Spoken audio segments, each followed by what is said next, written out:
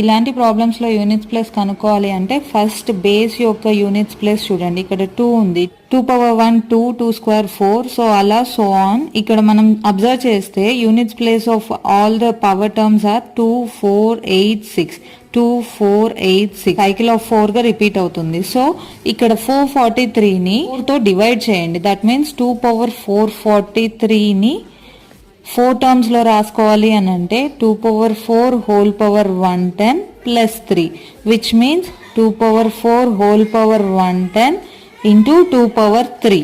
2 power 4 units place వచ్చేసి 6 power 110 into 8.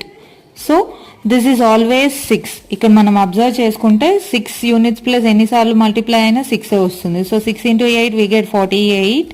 So here 8 is the units place of this product. So finally the units place of 572 whole power 443 will be 8.